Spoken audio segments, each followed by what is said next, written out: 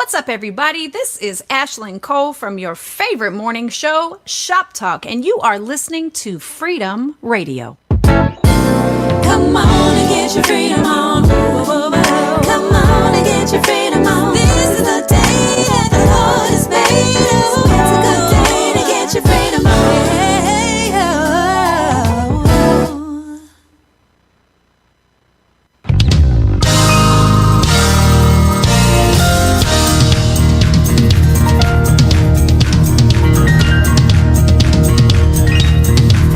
No more pain, no more sorrow. All our troubles washed away. No more stress and no complaining. Only blue skies and sunshiny days. Oh, we're going home soon to a place called heaven, where we forever will stay. We're going higher, where no one would ever bring us down. We're going higher. Oh, he will say, well done, here's your crown.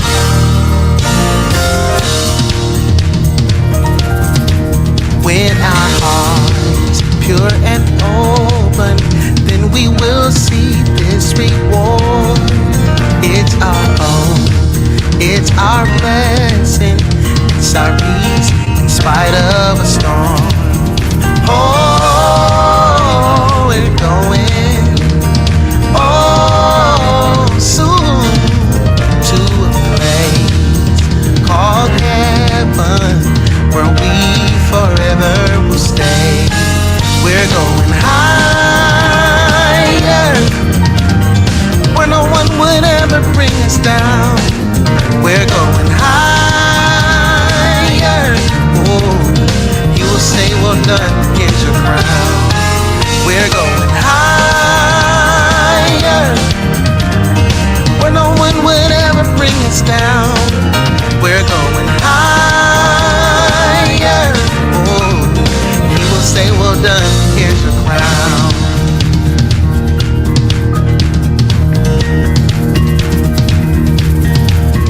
When we all get to heaven, what a day of rejoicing that will be. When we all see Jesus, we'll sing and shout victory. When we all get to heaven, what a day of rejoicing that will be. When we all see Jesus, we'll sing and shout the victory. Hey, we're going higher, where no one will ever bring us down. We're going higher. Oh, he will say, well done, here's your crown. Hey, we're going higher. Hey, where no one would ever bring us down. We're going higher.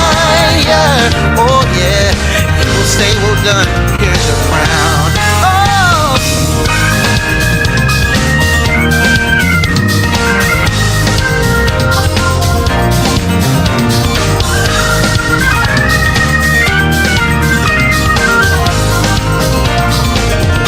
oh, we're going higher. Hey, where no one would ever bring us down. We're going higher. Oh, he will say, well done, here's your crown. Oh, he will say, well done, here's your crown. Hey, he knows what you've been going through. You've done your best for what's right for you. He will say, well done, here's your crown.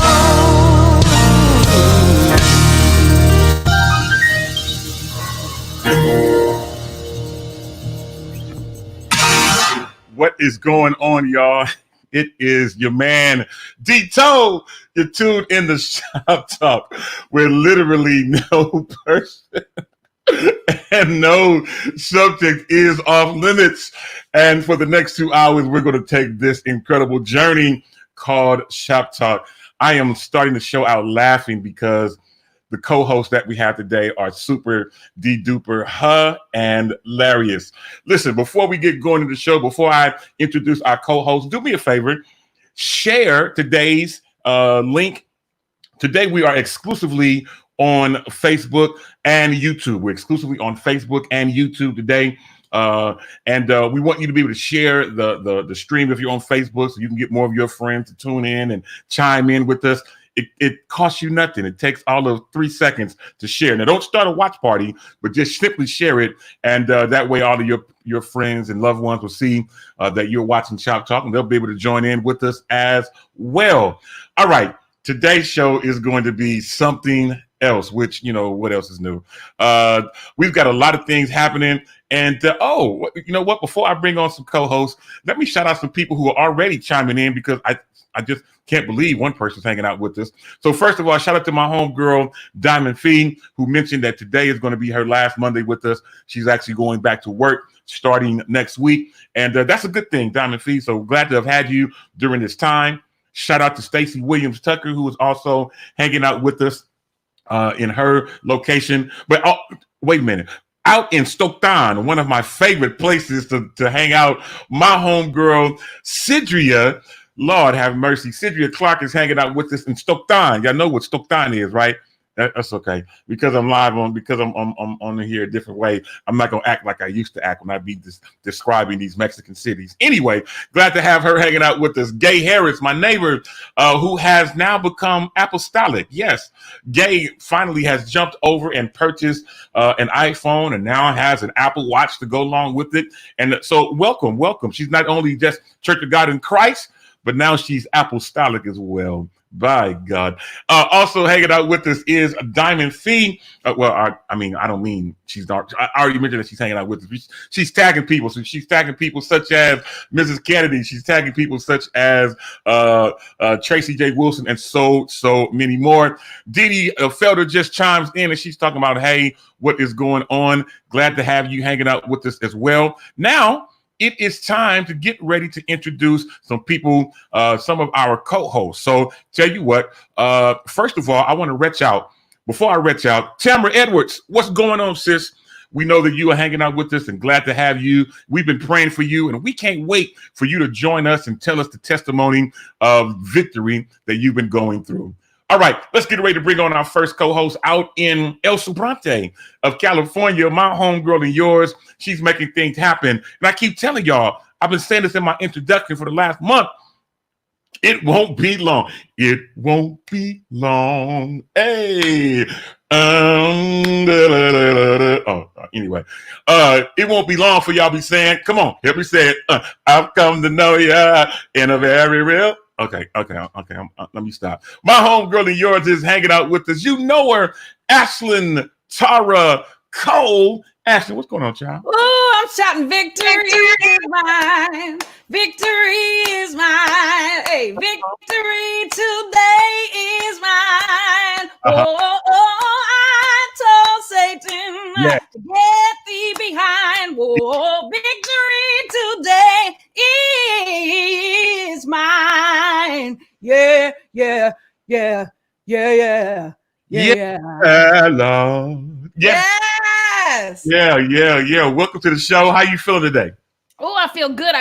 Look, I feel the need to apologize for my attire, right? But unapologetically, I just came back from a 1.5 mile walk, and I got up this morning, and I was like, "Look, I'm on this new I'm on this new protein powder, and I'm telling you, it's changing my life. I can't wait to have my shake in the morning." And it's just you did an outdoor walk. I did 8 miles. Ashlyn, okay. I got to play catch up. You did your thug thizzle. I ain't mad at you. So I was up this morning at 5 a.m., got ready. I did my 6 a.m. call that I do every morning. Yeah. And then I was like, you know what? I'm normally keeping it real. Normally on this sip happens. I'll go back to bed. I will. I'll get up and do the call. And then I'll go back to bed. So not today, Jesus. Not today. Today I went out and did my walk and I feel good and I'm not going to apologize about it. So I'm still in my sweats. Hey, you know what? Hey, don't even be apologetic about it. It's all good stuff. Didi Felder's talking about she's at the donut shop for me.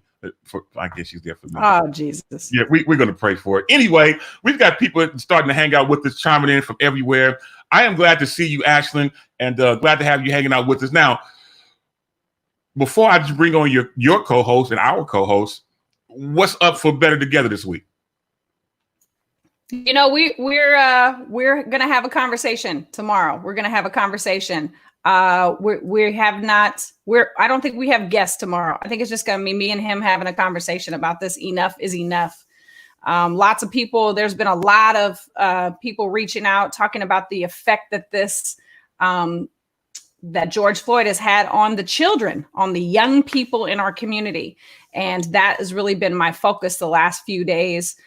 Kids that are, you know, for example, I had a friend, she was driving, dropped her ID, and her son was like, no, mom, pull over, because I've got to get, because what if we get pulled over by the police and then they shoot you because you're reaching for your ID? Like, these are the things that are coming out of the mouths of young Black children in America right now. And so it's not okay, right? It's not okay, but we want to provide some support. So that's really been on my heart. So I think that's the direction that we're going in tomorrow for Better Together.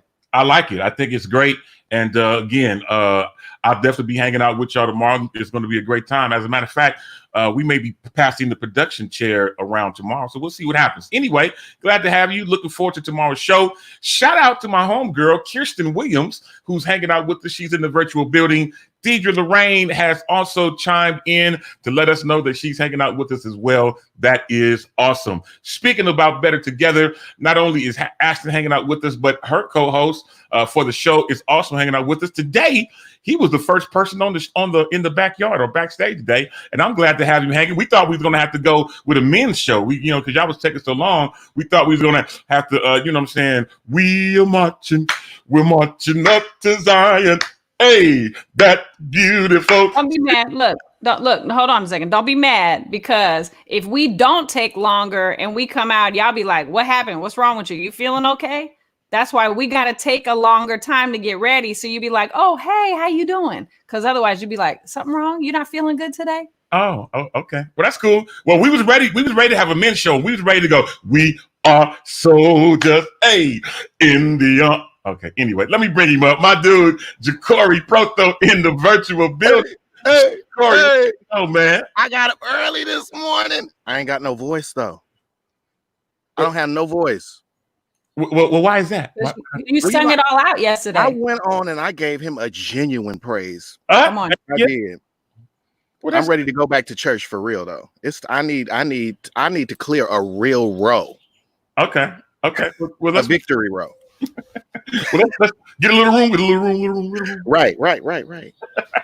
It's all good, man. I'm glad to have you. And look, I see you out there. I see you out there in the backyard still. You know what I'm saying? Birds is chirping, and you know what I'm saying.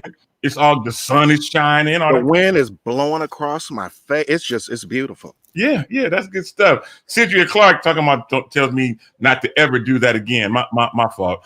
It's all good. Listen, not only do we have Ashlyn and El Sobrante, not only do we have Ja'Cory in Hercules, but also hanging out with us from our G14 classified location. I was with my kids the other day, and we was actually watching Rush Hour, which is what reminded me of the G14 classified.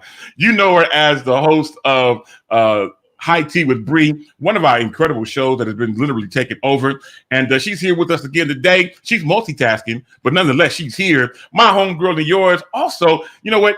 I'm just finna start calling her Slim. Sabrina Robertson is in the building. Sabrina, what's up, Slim? Hey, everybody. How y'all doing?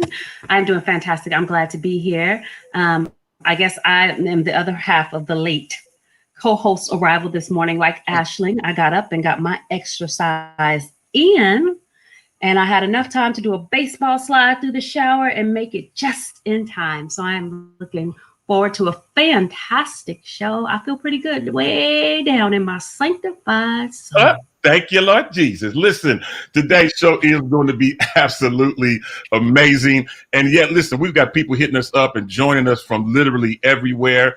And I am doing all that I can. You know what I got to do. I got to be able to multitask and make things happen. So listen, we've got a great show lined up for you. And we're going to take a music break. Now, when we come back for the music break, I haven't even told them what we're getting ready to do next. Now, normally we do birthdays first.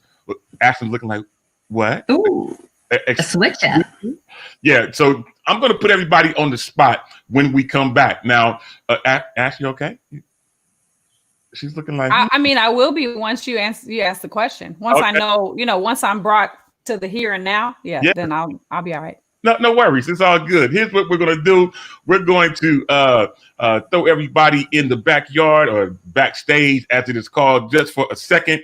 We're going to get ready to take a music break. We're going to play a song that we have not played in quite a while. It is my guy, Rusty Watson. Rusty Watson is from the Bay Area, incredible singer, vocalist, minister of music, all those great things. He has a song that we haven't played in quite a while. And every time I think of Rusty Watson, I always think of Coming to America. You know him as Joe the Policeman on the What's Going Down episode of That's My Mama. Want you to put your hands together. Warm round of applause for Jackson Heights' own Mr. Randy Watson. And one person clap.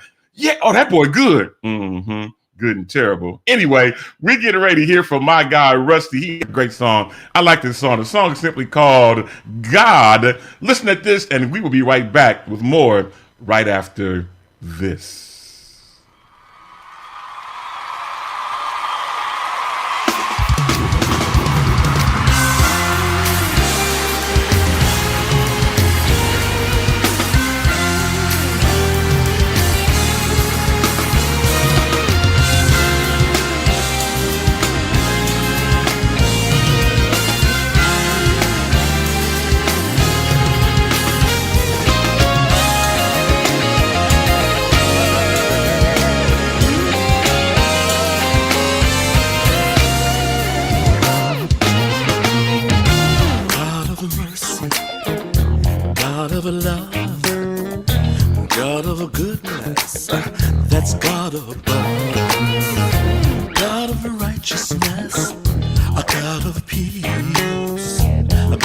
Justice, everything you need.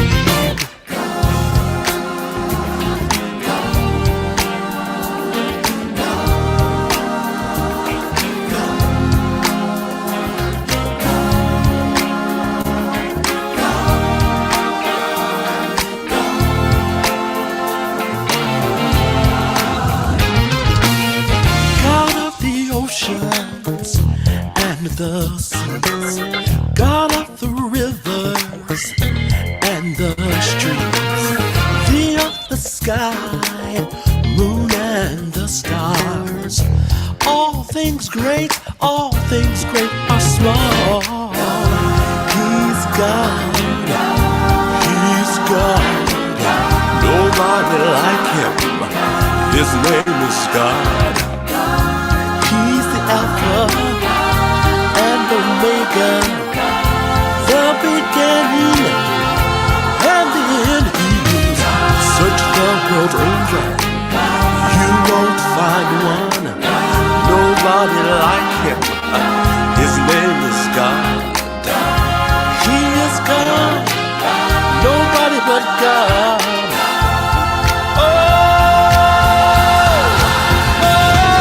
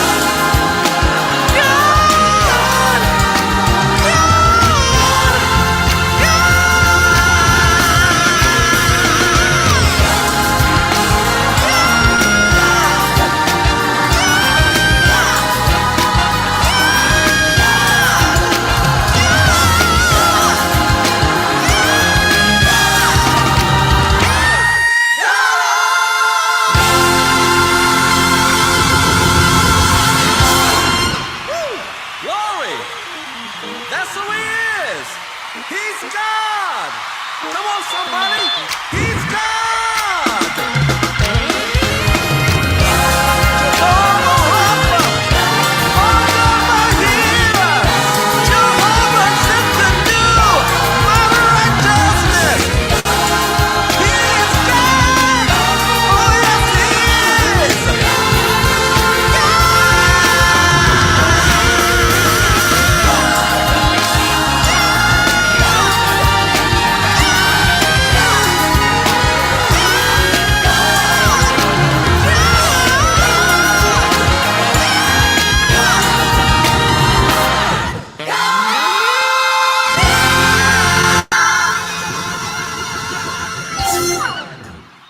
Yes. All right, y'all. That was Rusty Watson. Incredible, incredible music. Welcome back to Shop Talk, where literally no person and no subject is off limits. Let's bring our co-host back.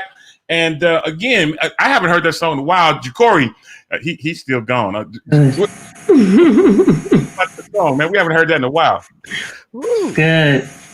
Them notes, baby. I was looking up at the Yes. birds. My God. Yes. My God. Rusty Yes. he's no joke. He got vocals. He can do some things that I can't even think about. But it's all good. Listen, want to welcome everybody back. Shout out to Tammy Miles, who was in the virtual building today. My dude, Chris Haynes, also hanging out in the virtual building today as well. So many more. I'm trying to keep up with everybody's hanging out with us. CJ Thomas, Allegra Tolfree is in the building. So many more. We've got people hitting us up literally from everywhere, and we are glad to have you. Now, I mentioned a little bit earlier that I was going to put all of you on the spot. Now, don't worry. It's okay. It's something that I know that all of you will be able to answer. But I'm actually going to start with Sabrina. Sabrina. Yes. Mm-hmm. Today, we're going to start learning a little bit more about each of our hosts. Now, a lot of times, we just kind of talk about different subjects, and of course we'll do that as well. But as we're going into this next phase of Shop Talk, we want to learn a little bit more about each co-host. And today, we're going to start by finding out what is your biggest pet peeve. Your biggest pet peeve. Sabrina, it's on you. Oh my God, I have so many, and suddenly I feel so petty right now. What would be the biggest one? I'll say the first one that comes to mind is someone chewing with their mouth open and smacking. That makes me want to leave the earth.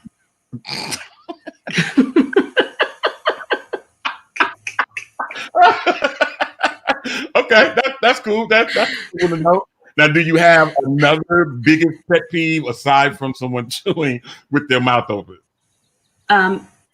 When individuals attempt to use large words and they mispronounce them or use them inaccurately. Yeah. I knew that's what you was going to say. Yes. Top pet peeve. But okay, so now we got two. So we know that people chewing with their mouth open, and then people misusing big words or using it out of context. Both of those, and they're terrible when you're trying to date. And to go out with somebody who does both, oh my Lord. Okay, so hold on. When, What if it's somebody you really like when you're dating somebody? Sabrina, do you call them out on those issues and try to help fix it so they can become a better person, not just for you, but just in general? Or do you let it rock? So if it's an initial type of thing, as far as like the words, I may say like, oh, you meant this, or, try to gently correct them, because sometimes people get nervous when they're trying to impress you. However, if that just appears to be the way they're talking, I always remember, what's the guy name on In Living Color who went to jail? It wasn't Antoine, who was in jail, and he would use the big words. He would be talking about pontificating and all of that. Remember the one in In Living Color? Living Color. That's about all I remember from In Living Color. And anyway, so if it's like that's just the way they talk, I'm not going to be able to do anything with it. I would call Ash and say, "Hey, I need a 911 call. Get me out of this date immediately." Okay. So you, if it's something simple, you'll try to fix it. But if it's just something ongoing, you're gonna let it. That's home training. That's home training. That's home training. Well, and home training is hard to retrain, right? That's home training, especially in our dating range, because we're talking 45 to 50. If you're still chewing with your mouth open, that's just what's gonna happen when you get your dentures in. Oh my! or when they come out. No, I'm not going there. I'm not going to say that. So, okay. So we got your 2 pet peeves. Those are my 2. Lord have mercy. She is hilarious. Okay. Ashlyn, I'll come to you next. What is your biggest pet peeve? I have so many. Oh my God. My pet peeve is trying to come up with one pet peeve. Somebody that can't come up with one pet peeve. Wow. Can I just keep it real? I'm just going to bring it current times. Okay. My current pet peeve is people that say all lives matter. Okay. And I don't want to diminish it by making it like, oh, it's a pet peeve. I'm keeping it current right now. My pet peeve is people that look like me that don't understand. I don't understand. What do you mean? All lives matter. No, all lives matter can't matter until Black Lives Matter. Okay. It's okay. Okay, Becky. Okay. All right. So that's one of my pet peeves is people that look like me that don't bother to get educated and learn something about a different culture other than their own. Okay. All right. All right. Now I could go down a whole different road, but I'll let that ride. So let me first of all give a shout out because we have our homegirl, Benita Adams Jones. Hey, Benita Adams Jones, you got to put me on. Benita Adams Jones, you just got to put me on. Benita Adams Jones, you got to put me on. Benita. Benita Adams Jones hanging out in the virtual building. It is all to the good. She had to turn it. She turned to Jesus. Somebody better pray. Okay. MC such and such. Okay. It's all to the good. Jesus. Jacory, biggest pet peeve. What you got? I think one of my biggest pet peeves, it was a challenge trying to really think of one, but people that blow their nose at the table when you're eating or at a restaurant, you probably, if I hear it, if I see it, I'll probably pull my black card out and just say That's gross. That is nasty. I agree. That's gross. Yeah, definitely. Yes, definitely. When we're out, at some place like frustrations or something like that, and you're at an expensive restaurant, and somebody does that, or they hack. That's a bath. Yeah, it's time to take a bathroom walk. Yeah, Pat it for like maybe 5 minutes and try to see if it's gonna stop. But then you need to I'm going to the bathroom. Yeah, I mean, you ever see somebody blow their nose on the street like that? Ooh, yes. Ooh. Yeah. That's gross. It's awful. It is awful.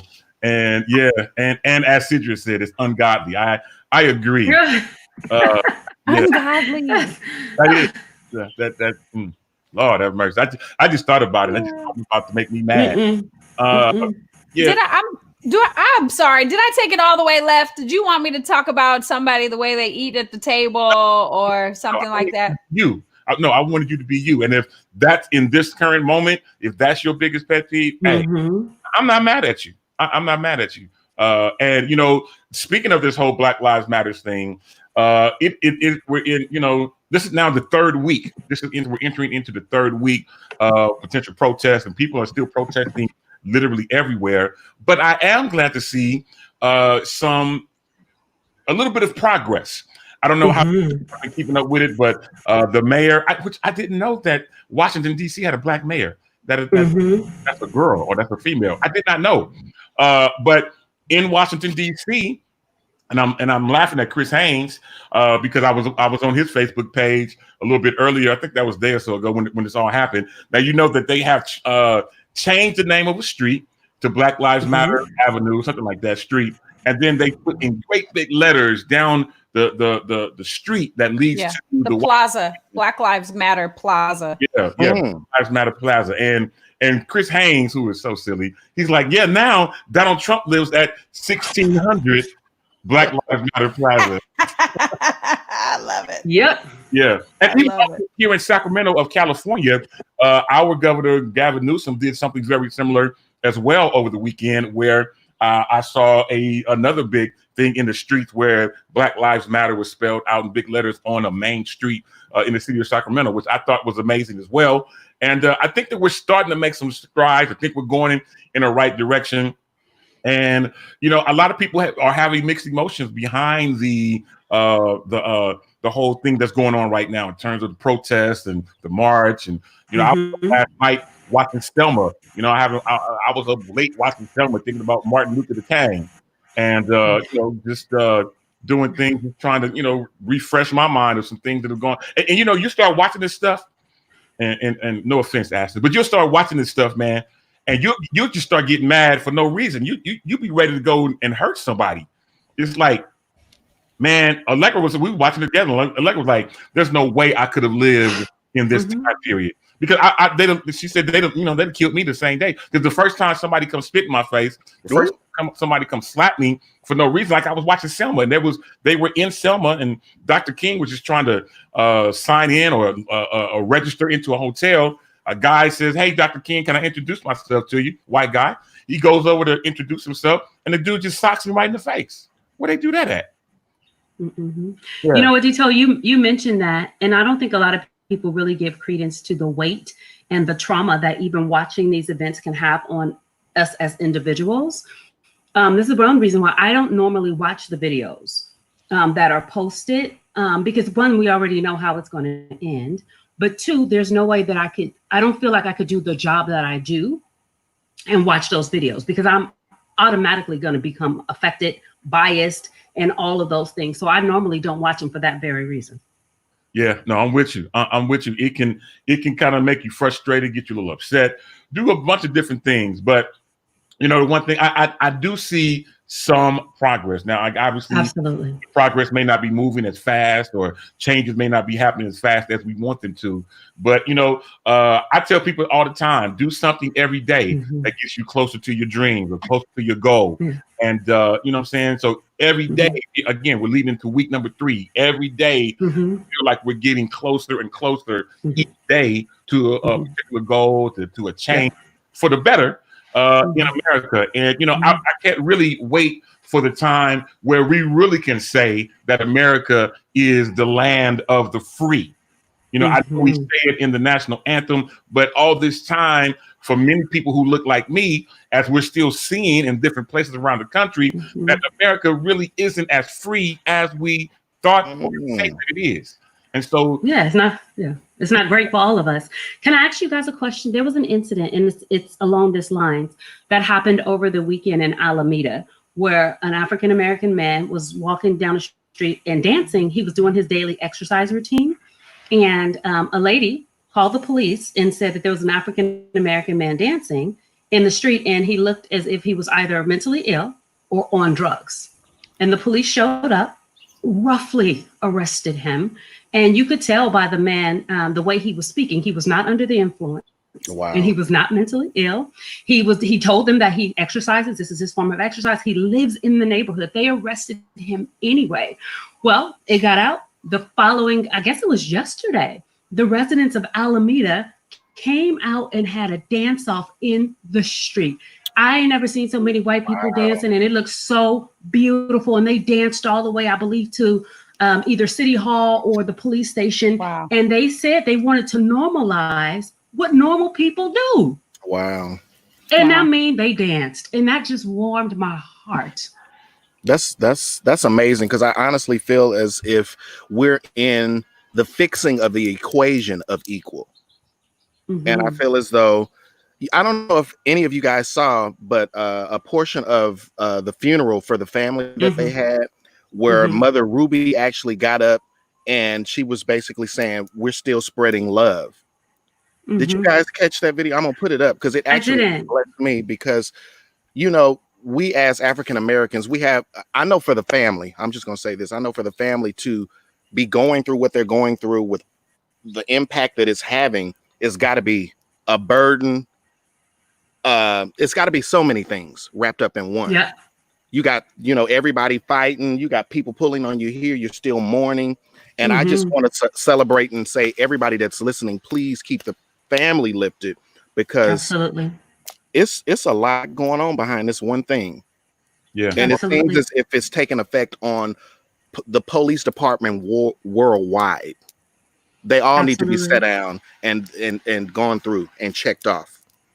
Yeah. I can appreciate that, Jacory, because every time it seems like I go on Facebook or I go to turn on the TV to the news, there's this video playing, right? Can you imagine the family? They can't turn on their TV. They can't go on social media without seeing their loved one murdered over and over and over again. So you're absolutely right.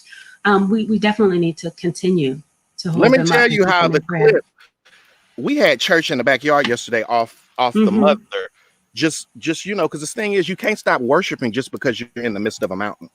And That's that right. they could show the world, hey, all of this is going on, but we still got to praise. That did something for me. And it's all the churches were kind of closed. So it was just like, oh my goodness. Yeah, please post it. I would love to see I it. definitely will. Yeah, I just wanted to say that I love when I look at the news and I see people like me, like you're talking about, Sabrina, taking to the streets, and it, you know, in some cases way more people, you know, white people that look like me. Okay, so in the streets, and I think that there's also a misconception for people like me, because I think a lot of us think like, okay, we're out in the streets and now we're all having the same experience. The experience is still different. It's still different if you're white in America. It is not the same experience. I can never know what that feels like because I don't cringe when I see the police, or think the worst for myself when I see the police. And so I think that there's definitely a differential, and I'm hopeful that it will be acknowledged, in that way, that yes, we are fighting for equality and the terrible, terrible treatment of Black people in America. But we still can't be colorblind. Does that make sense? Like we cannot just say we're white people cannot be colorblind anymore. It just doesn't. It's not work. Wow. It's not working. It's not working. So I appreciate that, and I was raised that way. I was raised to not see color and all those things.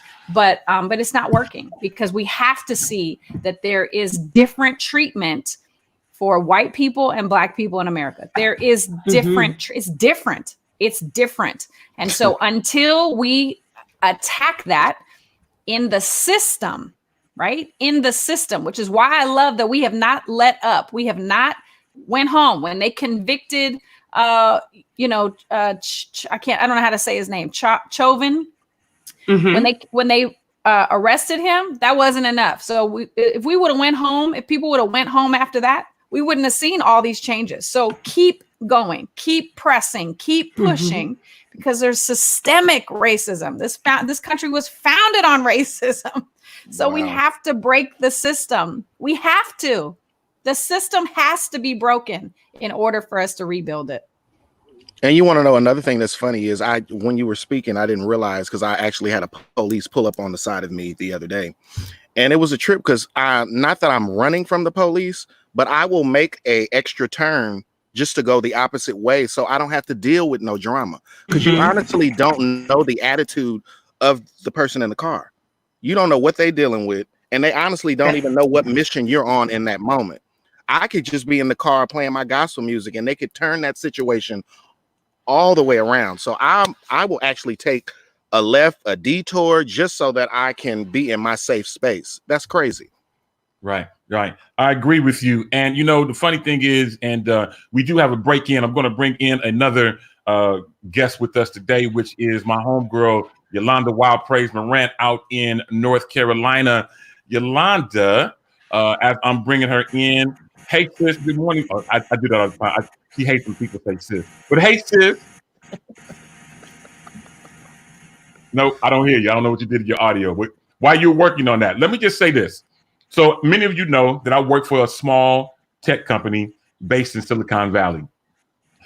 On Friday, we had a Black Lives Matter group or chat at work, where it was, probably 20,000 of us in a breakout chat room on the computer, where people were talking about their different experiences that they've had and different things that was going on. And it was not just, it wasn't just Black folks in the room. we were able to express and tell about some of the stories that even we still experience even at Apple. I mean, there are people at Apple who are still going through discrimination and not being able to get other positions because of because they aren't.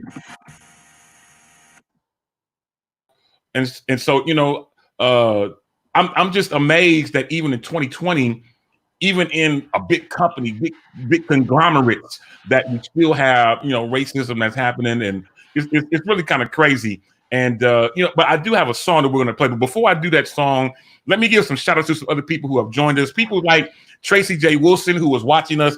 Look, I seen one comment from YouTube. So we are streaming live on Facebook as well as YouTube. You can catch us either place and be able to chat with us. I see Robin J. Williams also hanging out with us. I see my homegirl from my church, Sharon Jackson, in the virtual building as well. Shout out to Leonard Sanders, Akaya Harris, who is also hanging out with us, and so many more. Yolanda, did we get your sound together? Are you there? Still can't hear you. I don't know what you did. So you done did something to break something. You done broke something. Here's what we're going to do. Shout out to my dude, Casey Pringle Jr. I've got a perfect song. Let me throw everybody in the backyard or backstage just for a second before Sabrina says that's the pet peeve that I keep saying backyard instead of backstage. Here's what we're going to do. We're going to take a music break, and I think this is a great song. Normally, myself and Dee Dee Felder try to kind of get ourselves together with this song. But my homegirl, Dayana Reddick, has an incredible song that she released. And the song is simply called I'm Not What You See. I want y'all to take a listen to this. We'll be right back with more right after this.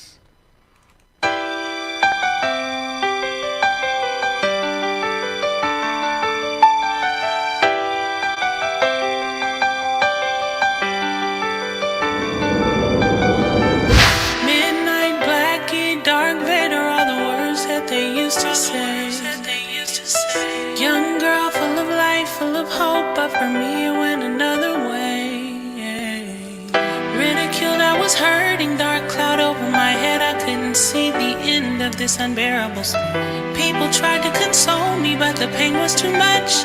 I felt like I couldn't go on. I didn't love myself for years and years. So many days of sadness and tears, but now I know I am free.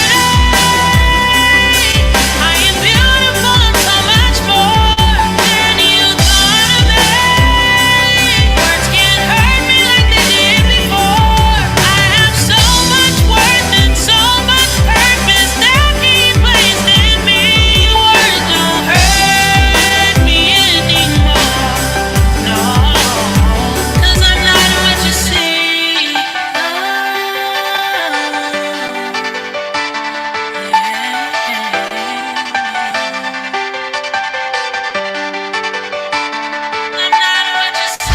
Couldn't hide from the jokes or the laughs or the mirror glaring back at me, looking at my reflection, constant cruel words tainting what I'd see. Why did you make me this shade? Why couldn't I be lighter? This wouldn't be happening to me if I were just 3 shades brighter. Myself for years and years, so many days of sadness and tears, but now I know I am free. I am beautiful and so much more. So much more. Words can't hurt me like they did before. I have so much worth and so much pain that He placed in me. Your words don't hurt me anymore. No, I heard a voice from up above say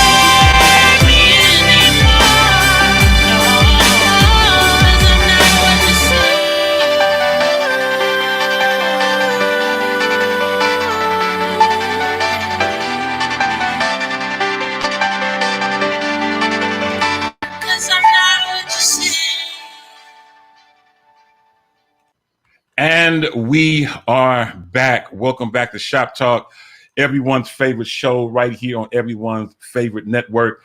And I'm glad to have everyone hanging out with us. And listen, this whole conversation about Black Lives Matter and all the things that's going on has really sparked a lot of things happening literally around the country. I want to try to bring Wild Praise back one more time. Yolanda, can you hear me now? Yep, I can hear you. Okay, perfect. Glad to have you hanging out with us. Welcome to the show. We've been trying to get you on for the last couple of weeks, and glad to have you.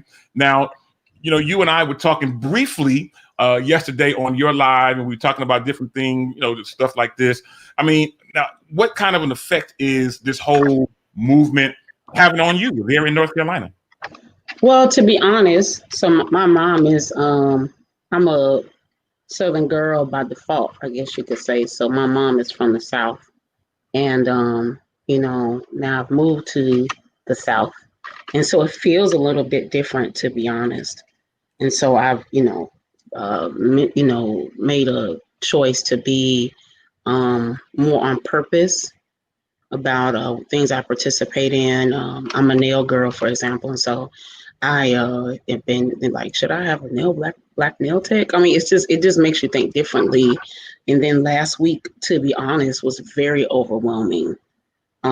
Tuesday, the Blackout Tuesday, just, all the mix-ups that happened, and the whole week was overwhelming. It was hard to create.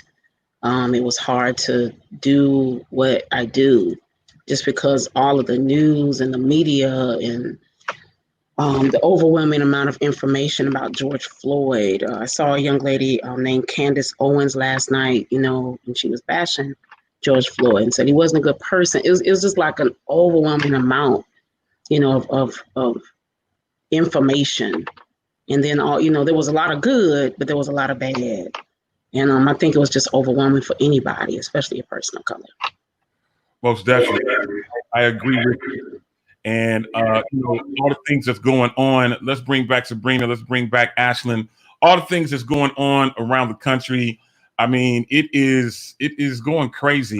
Now, and here's the thing. Now, I have to say personally, this is just me, that where I am, I have not personally gone through things like this in my life. I have seen it happen. I've heard stories. Obviously, we've seen it in the news. I personally, to my knowledge, have not gone through anything like this where that was detrimental to my life, or anything that was life-threatening, or where I felt like I was discriminated against.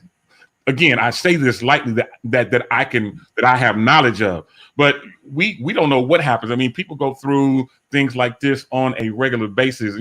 Sabrina. I'm sorry, that was Facebook.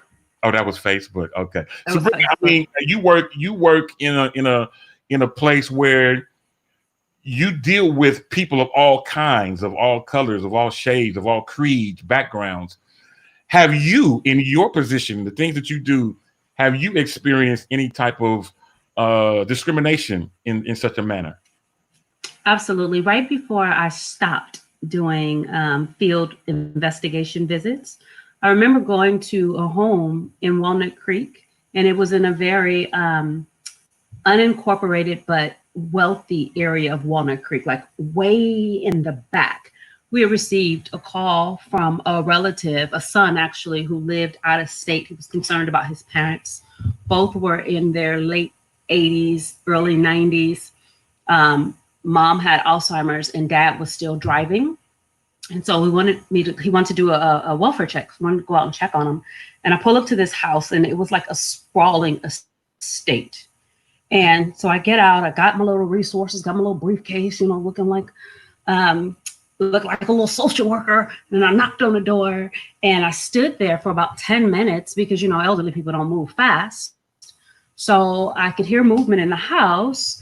Stood there. After about 10 minutes, I put my card in the door, and I was turning to walk away. And suddenly the door opened, and it was, Carjani, give me a second. Suddenly the door opened, and the dad came out, and he said, "Can I help you?" And I said, "Yes, I'm here with such and such." And before I could finish, he said, "Unless you're here to wash my windows or my dishes, there's nothing you can do for me." And I took a deep breath. I said, I'm here from, he said, I heard you. And unless you're here to wash my windows or my dishes, there's nothing you can do for me. You want to talk about, whoa, I could have shoved that old man on the ground. I really could have. Tears were stinging my eyes as I walked to my car. And I called my boss and I told her what happened. I said, I'm done for the day. And I went home. Wow, Bree. Oh my God. I'm floored right now because I never knew that. You know, that's crazy. I have a ton of stories. In Lafayette, one of the police officers told me, don't even come back here without calling us first, and we will escort you. I've had people call the police on me while I was in their home. Are you kidding me? I'm in a badge. I got a badge. I got a county card. All of it. Oh my God. Okay. So Bree, I'm right now, I'm literally floored and I had no idea. And, you know, hearing this, I just want to say I'm sorry. You know, it wasn't me that did it to you, but the mere fact that you Dito, and I'm sorry. I don't mean to have a takeover spirit, but I need to say I'm sorry. I need to say I'm sorry. And I cannot relate to that mentality. But on behalf of people that look like me, for whatever reason, generationally, these are the beliefs that have been passed down and passed down and passed down. It's sickening. But I apologize, Sabrina. I apologize that you ever have to feel that or hear those words or have somebody that looks like me speak that way to you is despicable. It's despicable. Completely despicable. So I apologize. Yeah. I apologize. Yeah. And you know what? I want to put this on the screen that Pancho wrote. Pancho says, he says, this is so good. He said his grandfather, who, great friend of mine, his grandfather was forced to leave Texas because the sheriff in his town had threatened him.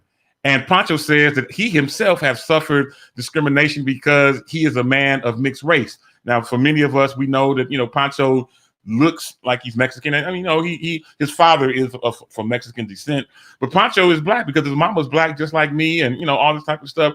Pancho, man, I did not know that you yourself had gone through stuff like this. I'm sitting here right now, literally floored. Bree, what you just expressed. Oh my God. I mean, what I'm hearing from Pancho and what other people are starting to put on here. Shout out to BJ Kemp, my bro. Of course, Sabrina, that's your friend as well. Man, that's my dude right there. He's hanging out with us today. I see so many people starting to chime in. Even Mrs. Kennedy, she's saying that that made her sad to hear you say that. And, blessings to you, and may God, of course, continue to watch over you. I appreciate you all. Yeah, no, Bree, I appreciate you all. I have no idea. I kind of thought that maybe you had experienced something because of what you do, but golly, man, those are some dastardly things for somebody to say to you.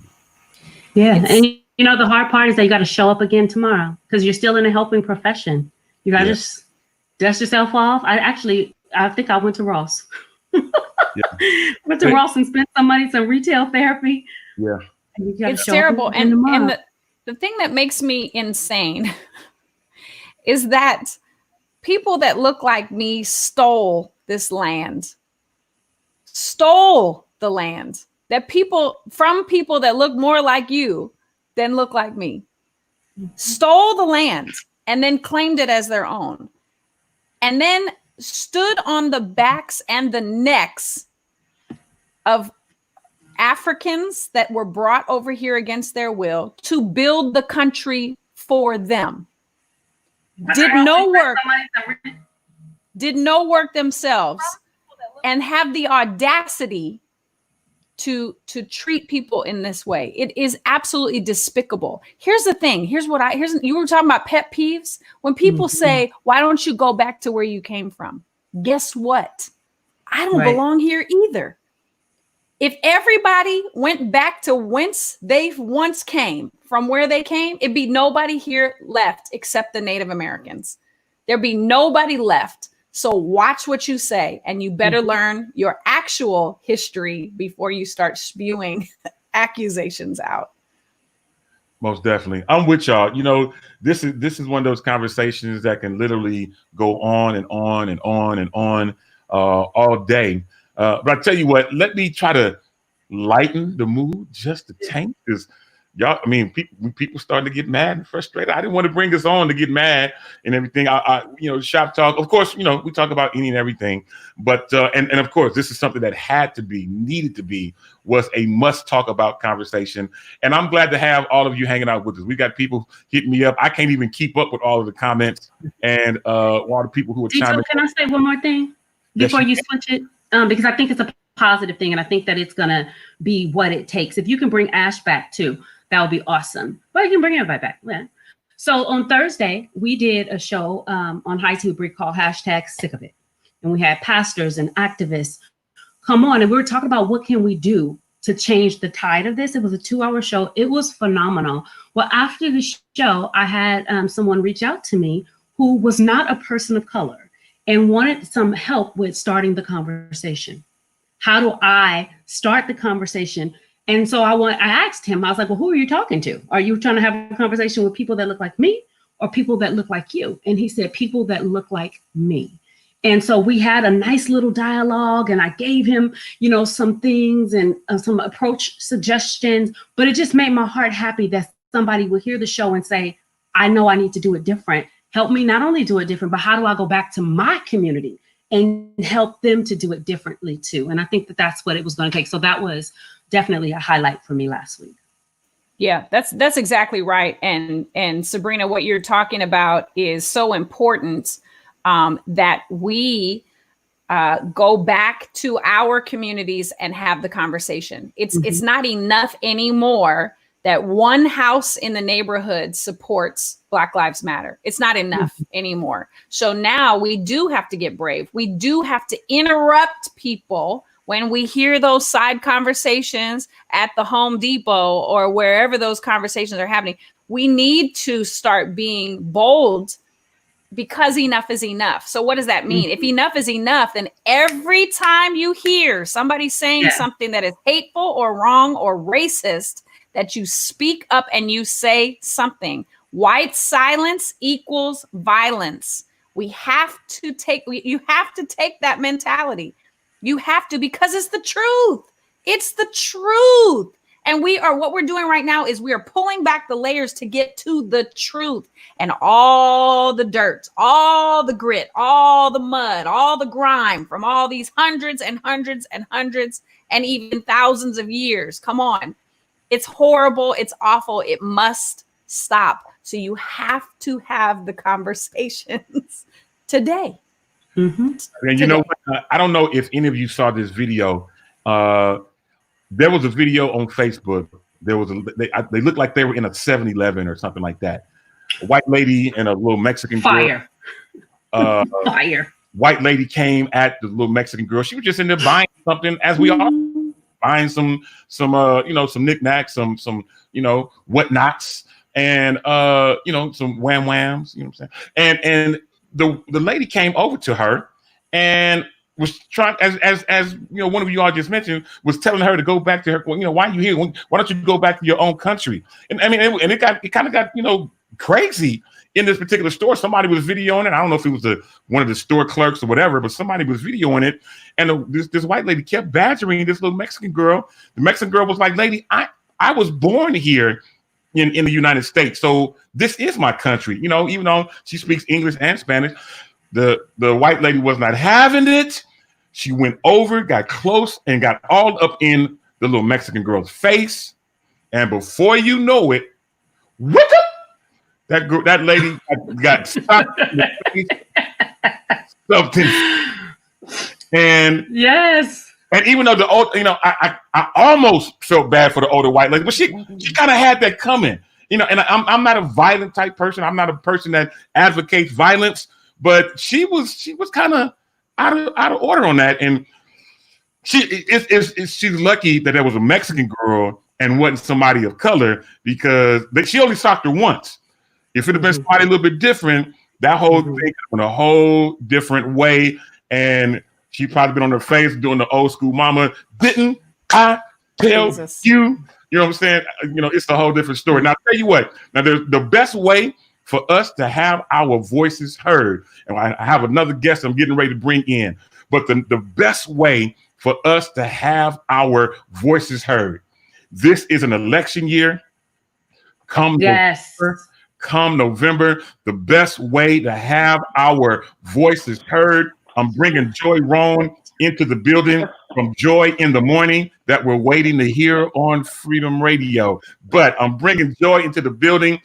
The best way for us to have our voices heard is come November, we've got to rock the vote. Joy Rohn is in the building. Joy, what is going on? Hey, my brother, how are you? How are you? How are you? Hey, everybody, my Freedom Radio family, how's everybody doing? Everybody is good. So good to see you. Yeah. So good to see y'all too. So, Joy, we brought you in because I know that you are definitely an advocate for this whole rock the vote thing that's going on. I mean, November is coming up. We have to have our voices heard. We have to have a change. Now, many of you, I don't know, I don't normally keep up with politics per se, but because things is going so crazy, I got my ear to the grind. I'm listening to everything that is going on. And as over the weekend, we finally have a confirmed Democratic presidential candidate. Joe Biden has been confirmed that he is going to be our Democratic candidate. And in November, we have to make a change. So, Joy, we brought you on for you to speak on this. I mean, tell us what you're thinking. It's an interesting time, and I say that not lightly. I think what's most important right now is for us to, as Black people, to be able to multitask. And what I mean by that is, we have typically been a people that are one issue people. So we'll think about the pandemic, and that still is impacting us in large numbers in terms of Black and brown people. And then when we were just getting our breath around that, we had the Ahmaud Arbery, and then Breonna Taylor, and then George Floyd. So I think what's most important for us right now as Black people is to really embrace the idea of being multitask and multi-track people. We have to know all these issues are important. We still need to be aware of the pandemic that is still infecting a lot of us. We still need to obviously be talking about and protesting and really putting our feet to the fire around the brutality in this country around brown and Black people. And then, not least important of that is the vote. I maintain that a lot of what we're seeing now, we all can talk about racism and how it's existed in this country for years and centuries. But a lot of it, I truly believe is as a result of who we have sitting in the White House and the systemic hate and vile that's getting released from the White House. And so it's given people who are ordinarily undercover in their racism, if you will, it's given them liberty to just be vocal and out front about it. So what that means is that, we have to really have a focused effort around the vote. We have to get that person who occupies the White House out. We have to do that. We cannot afford another 4 years of this. We cannot do that. So I think it's important. I don't want to lift up the vote as being the most important thing, because I think that all of it's important. The pandemic's important. It's killing our people. And even though we see counties and cities and states opening up, if anybody's paying attention to it, in Florida, where they opened up, one day last week, Thursday or Friday, they had 3,000 new cases. So what that means is that they're seeing the first wave of the infections after that opening up. So we still need to pay attention to that. We need to pay attention to that. We need to be mindful of that.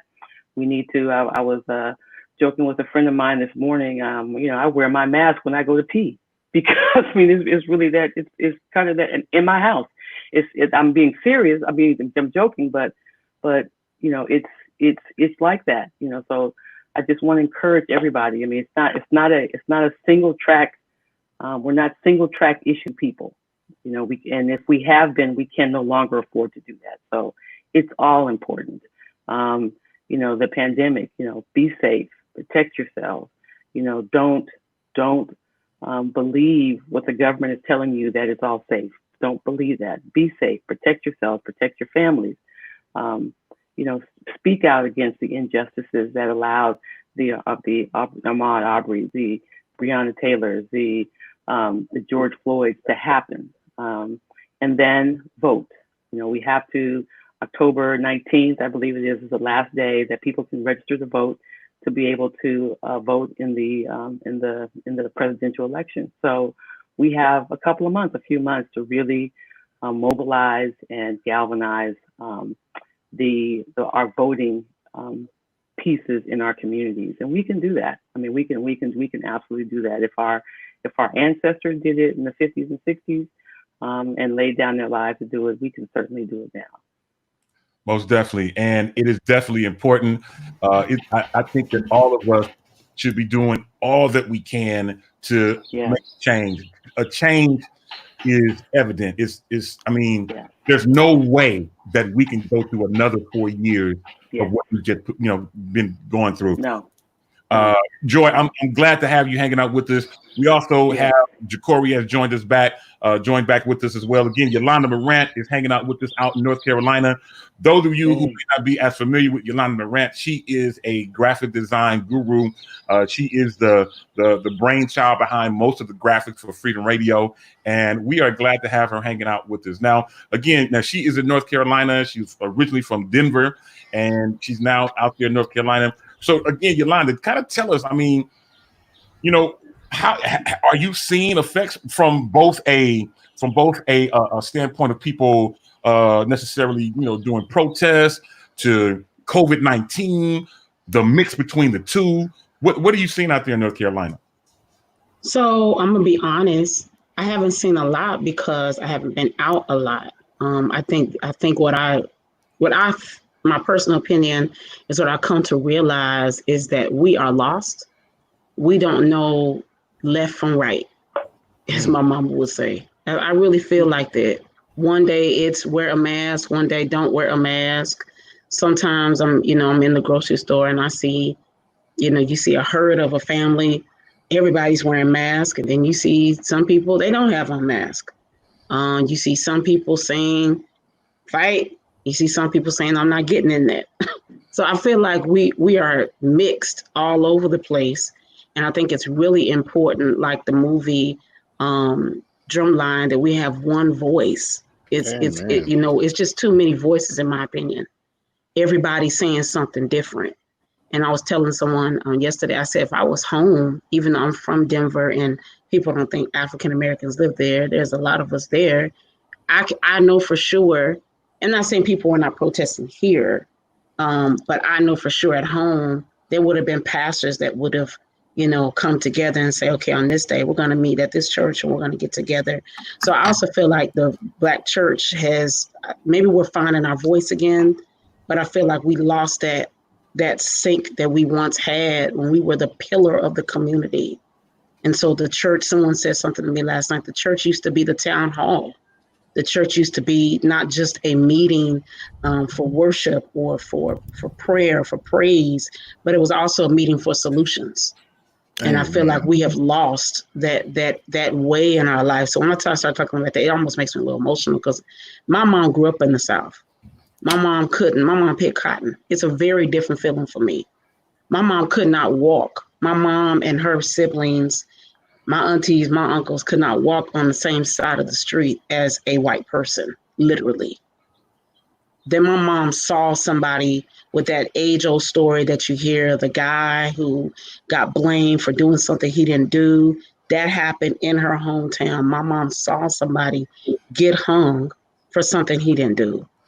I think we have years and years of trauma that we've been dealing with. And so one thing I highly suggest is that, therapy become a part of our lives because this is a lot of trauma for anybody to deal with on a daily basis. Not only are we in the middle of a health crisis, but we're in the middle of racism, and then in the middle of social injustice, and in the middle, that's a lot to go on. People are losing jobs, people are dying. I mean, it is a lot for anybody to take in at one time. So I agree with her that, you know, voting is really powerful, but I also think we need to understand what we're voting for. You know, I honestly vote because my mama fought for me to vote. My mom and my aunties could not do what I can do today. They could not sit at the lunch counter. My mom fought for that. So I owe it to them to get up, fill out the forms, and stand in line and vote if I don't do it for no other reason. That's good And I stuff. think That's huge. Go ahead, Joy. no, what I was going to say is, I mean, that's probably a whole nother show conversation around the churches and mobilization, and why we're not seeing the mobilization in the ways in which they were mobilized when my mother was coming up. You know, because I think that I remember, you know, my mother talking about just what was happening in her time and why it was so important, why she instilled in all of us, you don't have an option around voting. You know, it's like you are going to vote because too many people have laid their lives down and have lost their lives and have shed blood for you to be able to walk up into that polling booth and do something. So there are no options there. So when I hear, and I think the tide is changing and shifting, but when I used to hear young folks talk about, I ain't doing that, it would send me over an edge, because it's like, you know, you don't understand what has paved the way for you to be able to walk in without somebody pointing a gun at your head so that you don't walk into the booth. But I think now we're seeing the young folks are shifting. You know, when you look at some of the demonstrations that are happening and some of the protests that are happening, it's our young folks who are out there on the front line, laying it all down and saying enough, because I think that they have been brutalized so much that they're like, we're not doing this anymore. So I think now with the young folks being in the forefront, there is a wide opening gap for the church to really be the leader right now, to really step in. Because when you think about it, if you look at let's just look at all the Black churches across America. If every last single pastor of a Black church mobilized, we wouldn't have the same catastrophe we had in 2016 with 40-something% of Black folks didn't vote. That wouldn't happen, because you would have every Black preacher or any preacher whose congregation is predominantly Black would be at the forefront saying, first Sunday we're going to have communion and we're going to have voter registration. Come on. Yeah, I love it. As you walk in to get your communion, have you registered to vote? If not, That's step right. over here to the side. We'll get your communion in a minute. Yeah. But step over here to the side, register to vote, get back in line for communion. That's right. I love it. And do it electronically. But I'm saying, but sometimes electronically for some folks doesn't work. No, I'm saying to have an iPad in the front of the church, have somebody standing with an iPad and register people to vote for them. Just fill the information out for us. That's the best way to do it. Quickest way. Absolutely. So if we, and that's what I mean when I talk about organized, focused kind of effort by churches. It doesn't take a lot. So if we just did that for every first Sunday until October, whatever that date is, can you imagine how many people we would get? And then, but we got to take the extra step. The extra step is once you get them eligible to vote, we got to get them at the polls. So then same effort that we're using to get people registered, that day of the election, we got to be about that. Who needs a ride to the polls? Every church, we're gonna rent a 20-passenger van, and we're just gonna go around our city picking up people, taking them to the polls. How about we're gonna have the polls right here at the church? Right. You know, so it's like we can do this, but it's going to take a focused effort, and it's going to take the Black church And I keep saying the Black church, but if we can have allied churches too, but I'm saying particularly we cannot let everybody else be responsible for our salvation in terms of how we vote. I applaud allies. Amen. We need them. They're important. They're critical. But the Black church, we have. You just pause and think for a minute. If Bishop Blake says, here's what we're doing from now, every first Sunday or every Sunday, amen for that. Every Sunday, every Kojic church, we're going to have voter turnout. We're going to register voters. If you think about that, every Kojic church did that. My God. And then every UCC church, every Catholic church, if we did that, the White House would look very different come November 10th. Yes, come on. Look very different. But I honestly, and to piggyback off of you, just to put my little side note in, I feel as though God is challenging us through all of that in this moment. Because the thing is, I feel as though we've gotten so far out with letting our real history and story be told, because a lot of the older saints have been silenced. They've died off. The church has taken on a new way to where we now that we can get a Gucci belt, we ain't worried about who was hung 30 years ago. You get where I'm coming from? To where I feel as though even when we get back into church, it's time for you to let the wisdom come back to the mic. You know what I'm saying? I need to hear, some of the stories of what happened. You can't just block that out. Because my thing is, I even have a different perspective because we're dealing now with police killing, but I and my family, we had to deal with another Black boy killing. So I'm wrapped up in it in a whole different way, So, but I feel as though we get to a place, he's even challenging the church that you attend. Because if the church you attend ain't doing nothing, it might be time for you to pick up your mat and walk. Yeah. Well, see, and the other piece is that God is so strategic. It's not even funny. So if you step back and you think about what's happening in terms of maybe not just the black and white of pandemic, the black and white of police brutality, the black and white of that fool in the White House. If you just step back and think about how strategic God must be to allow first a pandemic to hit where everything is shut down. You can't do anything. You have to sit in your house and be still. And then to allow us to witness the tragedies of Breonna, Aubrey, George, all of that, and to then see how it's spilling out into the streets. It's bigger than just those three kind of silo things. If you look at everything that's happening, it is a reset. I keep saying it's a reset. It's God is saying, okay, I need all the stuff y'all are doing and how you are doing it. Doesn't mean anything. If the pandemic has made us shut down church, and if you talk to the pastors and churches who are really out there doing things, their membership has increased as a result of the pandemic because they're reaching more people through the internet. They're having more focused worship over the internet. They're talking about more issues over the internet.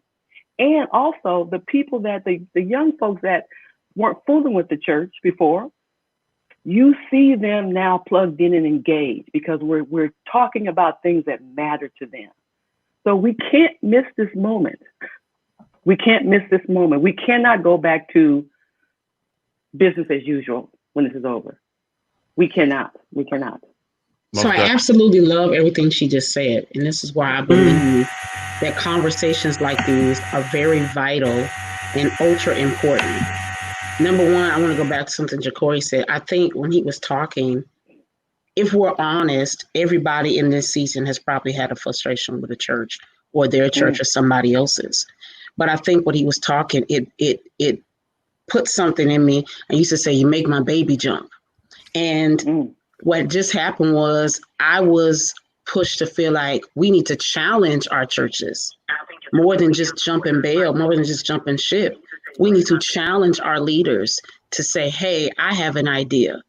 How can we put this in place? When she was talking, it gave me an idea. I'm a creative. I do graphics. I sing. I do work for people across the country. Why haven't I challenged pastors to say, hey, I have an idea. When church returns, instead of just doing this big, hey, we're back, let's do something to challenge people to vote. What things do we need to get in place? That's why these conversations are important. Because I feel like when we have these conversations, then that's when ideas happen. That's when wheels start to get turning. But if we don't have the conversations at all, then the ideas will never develop. The ideas will never come out. People's wheels will never turn. So I feel like we can't be afraid. I know we separate the church and the state, and that's all well and good. But we need to get back to the place where the church is the pillar of the community, and I can get my communion and I can vote too on the same day, Sunday morning, and my pastor's not afraid, and you don't have to tell me who to vote for. You're just encouraging me to do what I'm supposed to do. Yeah. Thank you for It's that. good stuff. Yeah. Good stuff. Go ahead, Bree. No, I was just going to say I'm inspired too. I'm thinking about how when we get I can bring this back to leadership at my church, so we don't have to wait until we're back together physically. How can we get started right now? I'm the announcement clerk. That's what they're going to hear on Sunday in the announcements, right? And I love the idea of having an iPad. I'm willing to man an iPad, and let's do it, and let's really start promoting voting as a quality time. We're getting down there. We're going together. Stacey Williams Tucker also said that it would be a good idea to have forums to discuss each platform to help the masses properly vote, because if they don't know what they're voting on, it's not really going to help. And I think that for a lot of people, especially young people, it's even been a challenge for me. I don't know the initiatives. I don't know what I'm supposed to be voting on. And I think sometimes we have to get away from voting party and vote ethically, right? It did my heart good to see the General Colin Powell come out in support of Biden, because it's not about party lines anymore. It's about what's right for this country and what's right for the people. So I'm all for educating people. You guys have me fired up. And you want to know another thing that's really funny to me is, because I'm a little younger than you all, praise the Lord, but it's amazing how fast the roles change in life. Because for a minute, I mean, when you're young, it really don't, make sense. But the times are flying so fast to where you got to be on your A game. You got to watch the surroundings. You got to watch what you do with your money. You got to watch so many things in this season, because time is moving quick and change is happening fast. Yes. Yes. A lot of things are happening, changing, and a lot of things are happening so very quick.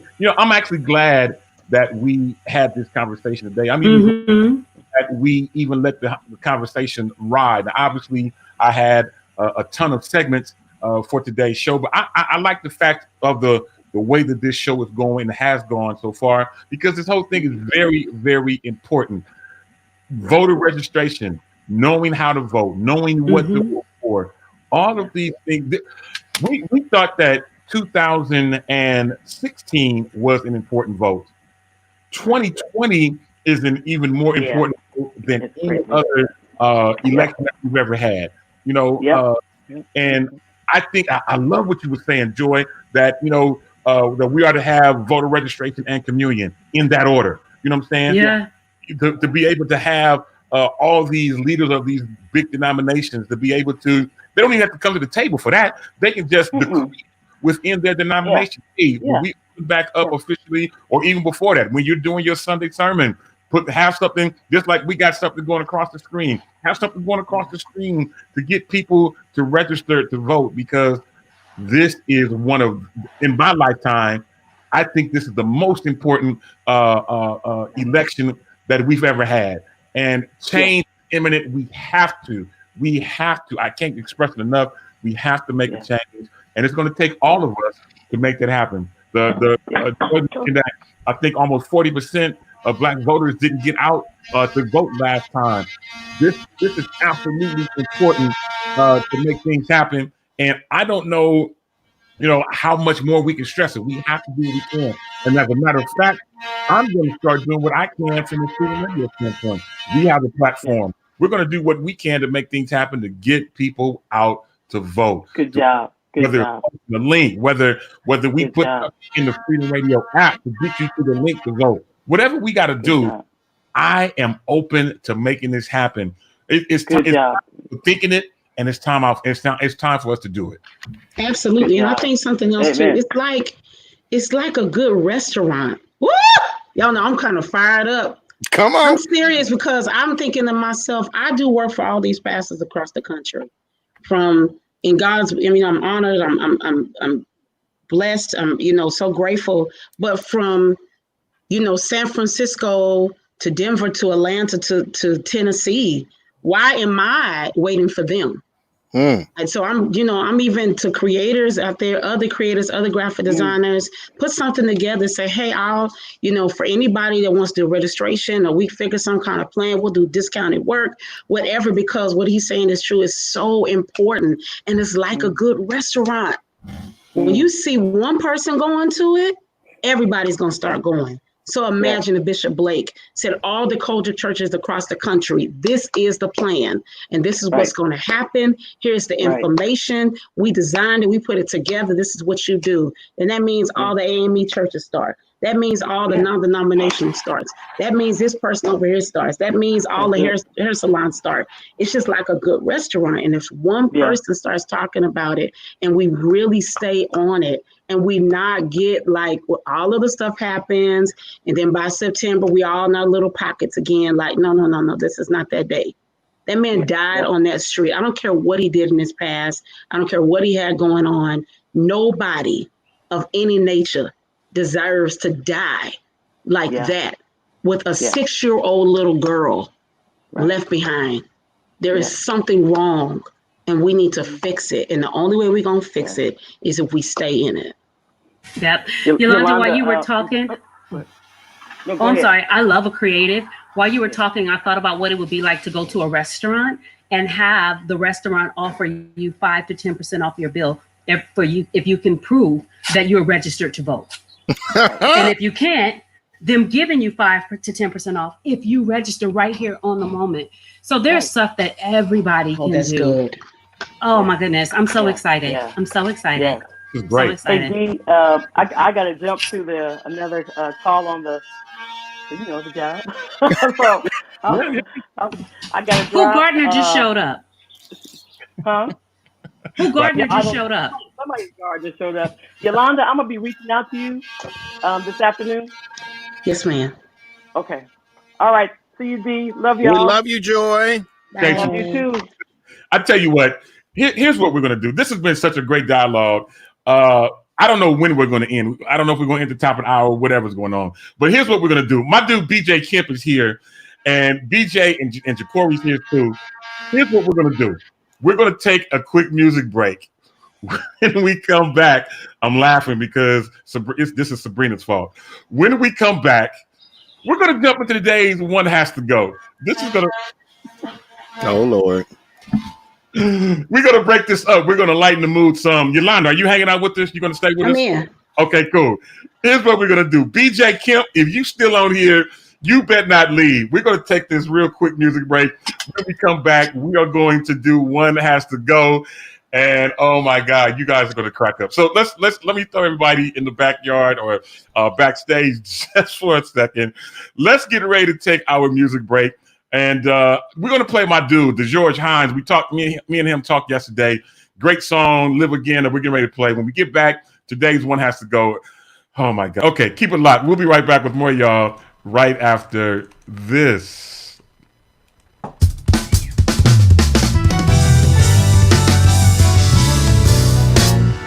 My heart was heavy from the weight of sin. My life was dreary, there was no way to live. Didn't know I was drowning in the whirlpool of doubt and despair. Tried to ignore all the thoughts from all my rejection. Tried to cover my pain in fear of detection. Then you came along in all your perfection and changed my life. No peace within, just like a sail torn by the wind. Gave me hope.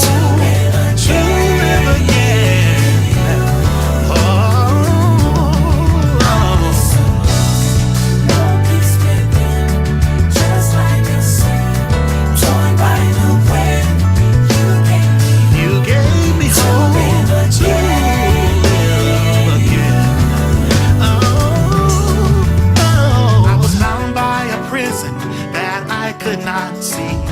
Frozen by shackles, I could not break free.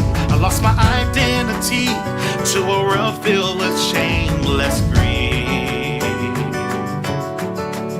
So you showed me your hand and showed me the way.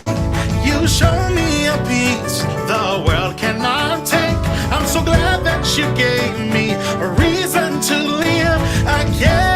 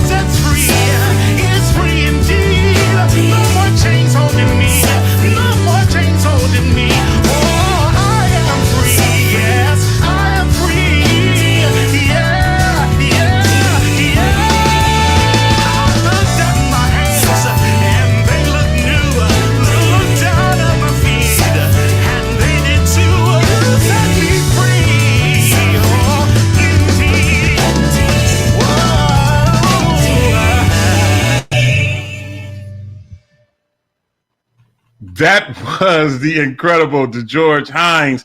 His new song called Lord Have Mercy, Live Again. Welcome back, everybody, to Shop Talk, where literally no person and no subject is off limits. So here's what we're going to do. We're going to bring the people back. Sabrina's getting ready to go, but before you go, Bree, you got any closing comments, final thoughts that you want to share? No, don't kick me off right now. I was saying at the top of the hour. Oh, you want to hang out some more? Okay, cool. Then keep hanging out then. Cool. We're bringing Yolanda back. We're bringing Jacory back. That's what happens when you be reading too fast. Yeah. We are glad to have everybody hanging out with us. Now, we have been super serious and talking about stuff that is serious and definitely a needed conversation. But I want to lighten things up just a tank. Jacory, BJ Kemp, I just text BJ Kemp to get him, make sure that he was on here. It's time for today's One Has to Go. Now, y'all know that when we do One Has to Go, we go through a myriad of different things, a whole plethora of different options of One Has to Go. And today, though, One Has to Go has been different. It's going to be a little bit different. We are in this whole church season where everybody's online and doing Jesus. And everybody's preaching and doing what they got to do. And, during this time, I've had a chance to go from service to service, be introduced to a bunch of different ministries and be able to meet a lot of different preachers from around the country. But so today's One Has to Go is going to be based around people that we hear and see on Facebook. And Sabrina brought this to me, so I can't take the credit for it. This is Sabrina's doing. And so let's introduce Jacory, Yolanda, Sabrina. Here is today's One Has to Go. Oh, Jesus. Oh, Lord. Ain't the Lord all right? Now, Dito, can you, just so people don't think I'm crazy, can you tell them that when I sent this to you, I had no idea who, some of the people were? Okay, no problem. So let's go in order here. So one has to go. We have 4 people on here. And one has to go. Cynthia Clark is already cracking up, sending me a bunch of stuff on here.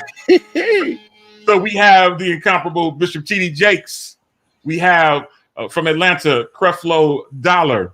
We have also now in Atlanta Jamal Bryant, and now we also have Ja'Cory, Shidria, Ashlyn, BJ Kemp's new favorite online pastor, Kobe D. Mitchell. Pastor Kobe.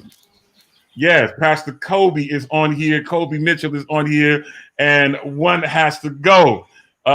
So, you know, I'm just kind of laughing because I'm starting to see people, big people, and they're not saying who I thought they would say that who had to go. Right. So Kirsten Williams, my homegirl, chimes in and she says that Creflo can go for her. I agree. Okay, that's cool. Maybe she hasn't heard from the Reverend Kobe D. Mitchell, who, man, I wish I'd have had I should have queued up one of his his videos, man. I should have done that. Oh my God. You know, I don't know if I can do it. Let me see if I can. Let me see if I can look him up because y'all. Oh, let me see. Kobe D. Mitchell. I'm not his friend. And he just posted on here, him and his wife on June the 5th. All right. Oh, he's married too? That's what he said. So I tell you what, let's see if we can get a quick video break-in from the Reverend Kobe D. Mitchell. So let me see if I can make this happen. Bree, why are you laughing over there? I already see you laughing. Why are you cutting up like that? Wait, I'm putting mine in the chat. Hold on 1 second. I'm about to see if I can do this. Let me see if I can give us a break-in. Yeah, let's see if we can get us a break-in. So I want to stop that. Let's get ready to do something. Y'all, Yolanda, you okay over there, sis? She's looking like, yeah. What are you finna do? She might not know him. You know, I think this is so long. Hello, everybody. Okay. Good evening. God is a good God. Yeah. To be praised. I thank the Lord for tonight. God has been good to me. Mm-hmm. Brought me from a mighty long way. Yes, sir. God is worthy to be praised. So we owe God's praise tonight. Uh-huh. So tonight. Tell your friends. Tell your friends. Come on in the room. Yes. Come on in the room tonight because you don't get a good sermon. Oh, we getting a good sermon. We gonna give it 2 minutes. Come on in the room. Uh-huh. Because God is a good God. Yes, he is, Doc. Yes, he is. Mm-hmm. Let's speed him up a little bit. Let's speed him through. Let him get going. Come on, tell your enemies, tell your backbiters, tell all your friends. Come on in the room because God is good. Amen. Because God is good. Amen. He's good all the time. Amen. So, hey, Tyrek, you in the room tonight. Amen. So tonight, come on in the room. Tell Maddie, come on in the room. Tell Danny, come on in the room. Yes. Let's speed him up a little bit more. Come on, Pastor. We need to be proud for every city and every country. Hello, somebody. God is a good God. Yes. I'm teaching tonight because the Lord said, preach the truth. Don't add or subtract. Don't take away. Hey, chance. Don't take away the word from the Bible. Preach the word of God. Oh, God is a good God. I don't know about you, but God is a mighty good God. God is a higher God. I can't see. Let me tell you something. I can't make it by myself. I got to have Jesus, so I just can't make it by myself. Like that song, J Hill. Like that song, I need the Lord to guide me. Yeah. Everywhere I go. You need the Lord to guide you on the airplane. You need the Lord to guide you on the highway. Hello, somebody. You need the Lord to guide you in the funeral home. Hello, somebody. Oh Lord. You need the Lord to guide you in the bank. Hello, somebody. You need the Lord to guide you in the store. Good God Almighty. You need the Lord to guide you in the courtroom. Hey, Tramiel. You need the Lord to guide you on the highway. Good God Almighty. God is a good God. Yeah. All right. I think y'all got it. That God is a good God. You understand? That is Ja'Cory's online pastor, the Reverend Kobe D. So now, Sabrina, when you sent me this, you wasn't as familiar with Kobe D. Mitchell at that point? I wasn't familiar with him at all. I'm trying to wipe these tears from my eyes. You know, because remember, we had to Google it. I didn't know at first, but hey, ma'am, I know who he is now. Hey, ma'am, and okay, I'm gonna just hush. So now, with all of that said, Yolanda, she's been quiet because she's working. Did you have a pick, Yolanda, on which one had to go for you? I just don't understand people like this. I don't. God, It's all right. Let me tell y'all something why I don't do well at these kind of moments, because you know when you go to a certain church, that might be real. I can't say what the churches are, but you know when you go to a certain church in your town, and you know it's foolery. Ooh, Shayarabase. Huh? And so when I go to those places, I sit by myself. Because if I sit by myself, I won't laugh, I won't chuckle, I won't do any of those things. So these are the moments I am telling you in advance. Come on. Freedom family. Yeah. If we ever have an opportunity where that baby is somewhere preaching, I'm doing two things. I'm gonna either sit by myself or I'm walking out. I would not be a part of that. That's why I don't watch him. I think it is foolery. So you got to go. He's sincere. The funny thing, Sabrina, Aisha McFadden Jackson chimed in and she says to you, Sabrina, he has your pet peeve going strong. What did he just say? And he had the nerve to be juicy mouth with it. So, you know, every now and then, like just, need one of them dental picks that where they suck. Okay, anyway. Yeah. So with that being said, I don't think he knows any better though. No, he doesn't. And because of that, like his heart is very sincere and pure. Very sincere. Very sincere. Listen, as far as my one have to go, even video notwithstanding, Creflo can still go. Oh my God! You know, I'm with you. I am so with you. Why everybody's saying that though? That's the funny part. Why is everybody saying Creflo? What Creflo did to y'all other than hit his daughter and it was end up in jail with a mugshot? I mean, what did he do to y'all? It's not moody like that. I'm gonna leave it alone. So yeah. So Didi Felder says she can't ever sit with Sabrina and Dion in church. You know, ain't no what may happen. All right. Here's what we're gonna do, because we're running short on time, but we still got some stuff to talk about. I tell you what, Bree, you got time to do your ass shop talk? Yes, I have time, and then I'm gonna get out of here right after that. Well, right, yeah, we'll make it quick. So let me pull it up and let's get ready to do today's ass shop talk. Now, Ja'Cory, somebody cutting your grass? Or? I guess somebody is, huh? He done tuned it all the way out. I mean, it's grass clippings flying around. Somebody behind him on a John Deere. Hilarious. He ain't paid. I was in another church service over there. Listen, here's what we're going to do. We're going to use our last 14 minutes together wisely. So today's Ask Shop Talk came to us from someone else. I had to do edits, and I think I may have messed up a particular edit. So I didn't fix what I was supposed to fix, Bree, but you can make it out the best way you can. The thoughts and opinions of Ask Shop Talk are not necessarily the thoughts and opinions of freedomradio.com. With that being said, Bree, the virtual floor is now yours. Yes. So just as a little bit of context, this question is in relationship to the current rioting that has been going on.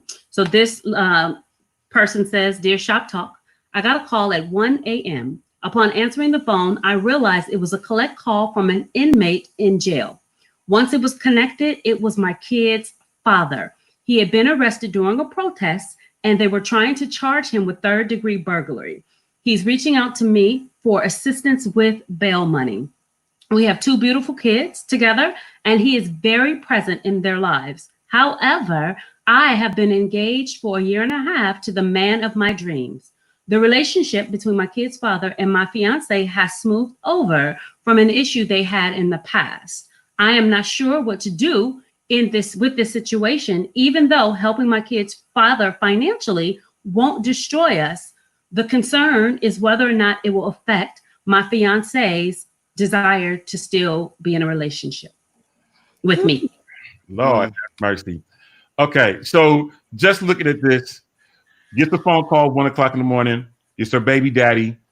They got 2 kids together. That's great. We'll put that in one box. The brass and nuts of it all is he needs help to get out of jail. Her fiance and her baby daddy, they've had some scuffles before in the past, but they seem to have worked through that. So she's saying that, you know, helping him out won't break them financially, but would it have an effect between her and her fiance? Lord have mercy, Jesus. Now, I don't normally back out of a conversation, but Sabrina, I'm about to back out of the conversation and let you take it. So for real. So Miss Kennedy says, nope, he needs to call someone else. Nope, So Yolanda, as our guest host today, what would you say? Did he do it? Well, you know, they're arresting everybody that's riding in out there. But there's no, you know. I just think you gotta know when to fold. Maybe we talk about it together as a couple. First of all, I have to say I'm worried that this may end our relationship or put our relationship in jeopardy. Then I think there's already a problem to be in my opinion. There's a deeper issue if, you know, me getting him out is gonna cause us to break up. I mean, that's a lot. So me personally, me being Yolanda, I probably will get him out because I just don't. Jail is not a great place for anybody, especially if you didn't do it. If you're just a part of what happened and the chaos, you know, we can deal with whether you did it or not later. But I'm just not going to let you sit there because you and him have a personal scuffle. I will get him out. Yeah, I agree, especially since he's present in his kid's life. There's nothing to indicate that he's a deadbeat. Jabbar, what about you? Yeah. That's your baby's daddy. And if you're with the next person and they love you, they're going to know the heart of your children. They're going to know the heart of you. And I just feel in today's world, we lack when it comes to dialogue and conversation, the right dialogue and conversation. Because my thing is, I'm not about to let my baby mama sit nowhere, even if I'm married to Queen Elizabeth. No, you getting out. I'm not going to let you sit there. All right. I agree. So Dee Dee says, free Willie. She said fiance will get his baby mama out, just like Ja'Cory just said. Cedria Clark says she should have the conversation with her fiance. Miss Kennedy said, not on my watch. She need to rethink her phone call too. Tammy Miles says she should let her man know and they can decide together. So as the comments from Facebook continue to come in, I guess what I'm stuck with is how much deference do you give a fiance? He's not her husband. That's your fiance, right? So how much say does he have in your life? Although when she speaks about their finances, it sounds like they're already commingled because she said it won't financially destroy us. But, you know, I don't know about yielding to someone who I'm not married to about making a decision like this. I don't know, just me, just my thinking. But, you know, we got people that make married people decisions and they're not married yet. Absolutely. I would just say that if this is my fiance, I shouldn't even have to have a conversation with you about it. At the end of the day, you should already know this person is in my children's life. That means you're a part of this situation. So, I mean, you're going to find out, but I can go forth with this transaction without having that conversation. Denisha Deuce says a conversation with her fiance before making a decision and come to an agreement is what should happen. Dee Dee Felder said, I'm getting my baby daddy out. Aisha McFadden Jackson says, I think it's also a health issue with COVID-19. The longer he's in there, the more exposure. Mm-hmm. And then Sidria comes back and she says, right, he's not her husband. She has to think of the kids. Right. And we also think about, these rioters, the protesters, not the looters, but the rioters and the protesters. I honestly believe that they are the reason their sacrifice is why we've experienced as much movement in this case as we have. There are some personal sacrifices. So if we're not out there on the front line and somebody's brave enough to, if we can assist in any way, why wouldn't we? That's good. Right. If he's not a jerk, why wouldn't he? Why wouldn't we?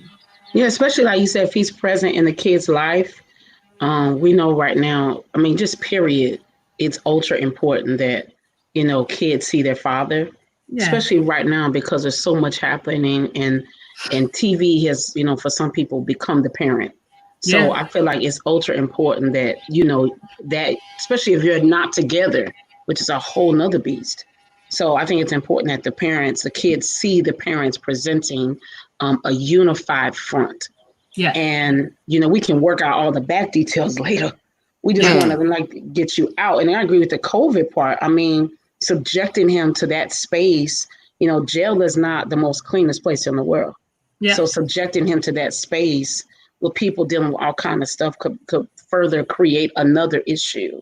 Mm-hmm. So let's just get him out, and then I'll get you out with my money. I don't. Because the reality is, you should have some of your own money, ma'am, that you can make a decision with. And then on the flip side of that, let's say you ask your fiance and he says no. What is the fallout going to be on the other end of that? Oh, that's really good. You let my daddy stay in jail over something minute, little like this. Listen, on the other side of through, that might not go over so well. Stacey, what are you thinking? I can see your and your wheels turning. Dee Dee saying he didn't get a drug or a rape charge. I don't know. It seems like most of us feel like it would be prudent and okay to help him. Now, if bail is set at $1 million or something like that. No, we ain't putting up no house. We ain't putting up no house. Right. But if it's something you can do, she said, I want to know, did you call your family first? I am his family. At least that's how I think of it. My children's father, I am his family. As long as I got his kids, I'm his family. And if I call you for anything, a pop tire, I don't want you asking me, did I call somebody else first? That's just me, though. That's good. That's good. I think it goes back to what Jacory said, just about having some very honest conversation. And so again, if me getting the boy out is going to make you leave me, then we in a different kind of trouble. Yeah. Maybe you need to, find yourself a heel somewhere. Yeah. Because what happens when it's my son? Right. What you going to do then? You're going to be mad and you're going to kick yourself. You don't really love me. You don't really love me. No, you don't. No. Yeah. I know you tried to back out, but I would really love to hear your thoughts on this. Because I've never been in a situation like that before. It's really hard to say. But if it were me, I agree with y'all. I wouldn't let my people sit in jail, and we got kids and stuff like that. You know what I'm saying? There could be repercussions, just like you just mentioned of, why y'all didn't get my kids and stuff. Why y'all didn't get my daddy out? Why didn't get my mama out? Or why my daddy's still in jail and stuff? Can you help? Can we get him out? And I agree also with the fact of the whole fiance thing. The fact that their money is already commingled kind of has me a little concerned because she's able to make that decision without needing his opinion, because it is, she has her own money too. So this is one of them hard ones, It is. And you know what? Stacey says, that's where we differ. We're not family if we're exes. We have ties because we have children, but we are no longer family. And I get that perspective as well. Yeah, I definitely hear you. Definitely one of them things that's going to have us talking and thinking about it after we have gotten off today's show. Looking up at the clock, we spent so much time on other things that we don't have as much time for Ask Shop Talk. Looking up at the clock, it's time for us to get ready to go. And before we go, Yolanda, you have any closing comments? Well, just thank you. I'm glad to be here. I love Freedom Radio, of course. I'm a part, so different kind of love. But I'm just glad we're having these conversations. I think the conversations are overdue. And I like what Lady Joy said. God is very strategic, isn't he not? So yeah, I'm really bougie, honey. So I love it because while I don't like that people have passed away and people have lost loved ones and people are going through and jobs lost, I think even in that we can find strength in that God allowed. I don't know if he sent it, but he allowed it to happen so we could shut down, so we could slow down, so the earth could have a break. And in the middle of that, something tragic happens and the entire world came together and said Black Lives Matter. I saw a video clip this morning of while they were marching, not sure of the city, but there was a little Caucasian girl on her knee while they were marching. I thought that was so powerful. So I think it's all strategic and it's really important that we keep having conversations. Most definitely. Glad to have you, had you today. You know, the door is always open. You can come on and hang out with us at any time.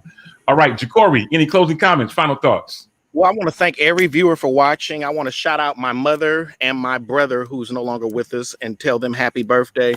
And I also just want to put it out there, take that step to unification and whatever that means to you, and also finding the peace within that'll help you to make progression in moving past the mountain that's in front of us right now. That's good stuff. I like that. I like that a lot. Sabrina, closing comments, final thoughts. Yes. It's been another amazing time that we've shared together. If by chance you missed last week's episode of High Tea because of the initial George Floyd memorial service that was being televised at the exact same time, please join us this week for an encore presentation. It was amazing, but we want to give everyone a chance to see it. So that's what's happening this week on High Tea with Bree.